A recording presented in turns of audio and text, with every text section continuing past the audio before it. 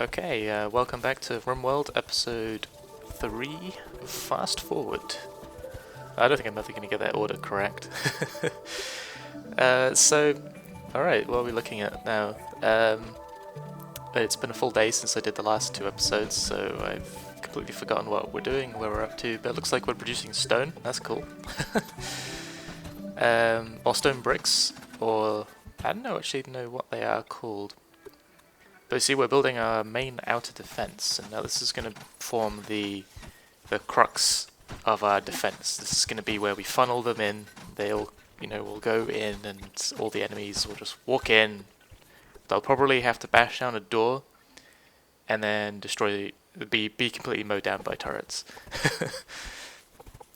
And now I've actually built up quite a few techniques of how exactly to do that the best way. As you can see, I have this primary door at the bottom right there. That's where they'll pretty much just come in. You can see I'm placing my turrets down. I'm actually going to force them to come up this corridor first, and then break down a door and run in, because I don't know, it just seems like if you have them coming, you just force them down into that valley first, and then they break in. I don't know.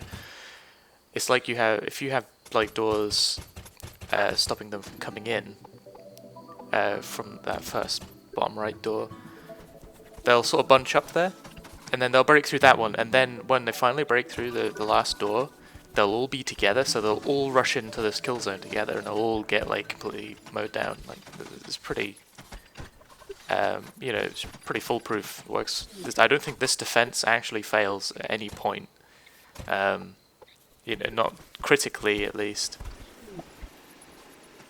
I think some people manage to run through, but we have something to deal with that anyway. Or we will have. Oh, excuse me. Alright, yeah, so it takes a lot to build these turrets though. They are, you can see that I don't have a lot of mining options really close to my base. I should be mining into the mountain to find some, but I think I'm too preoccupied building the main defenses and how to power them. So another thing that I do now, which I've learned to do over time, is build my main defenses on a different power grid. I do actually end up reconnecting this to the main grid a couple of times. I think as I lose a few panels or there's like an emergency where I need to do it. But I do, the reason I separate them is because, I forgot to put a roof down. So it's very important to make sure your batteries have a roof over them. What you can do is, you can see what I'm doing there, I'm building a wall around it, and once that wall is complete, I can remove the wall, and because there's a wall already connecting, that roof will stay there and be supported. So it's not so bad, really.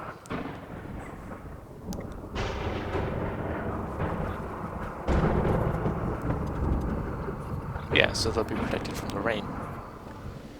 And yeah, that's about it really about the defenses. You wanna, the reason I keep them on a separate power grid is because there's a couple of events. If you have large power grids, they are more frequent, it seems, where you'll have a conduit has short-circuited just randomly. It doesn't, not because it's not been repaired or whatever, it just happens. And then what happens is all your battery power is drained completely, it's gone. So I separate these from the main grid because I can't really afford for these turrets to go down at any point. And as long as you turn them off, that this setup actually lasts a long time. Like, there's not really anything more you can do to it. I think I had an extra panel at some point, but I even lose that later on, and it doesn't really make a difference. Here's another thing I do.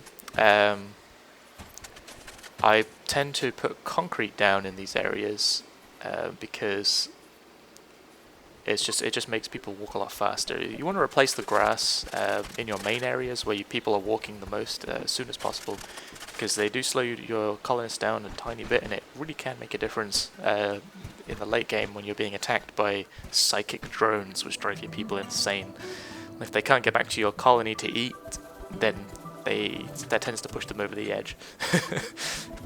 So sometimes I even build roads out in the main map, the rest of the map, just where people would walk constantly. I think I was experimenting with doors at this point because I was thinking maybe a powered door would be better because people do walk through here a lot. Well, they do eventually, at least. And not slowing colonists down is a huge boon.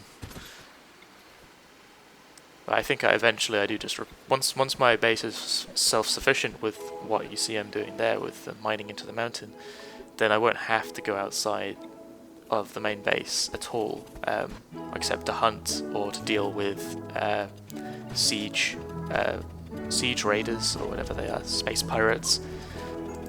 So anyway, that's the end of this video. Like if you like, dislike if you dislike, favorite if you want, if you really like it, and I'll see you next time.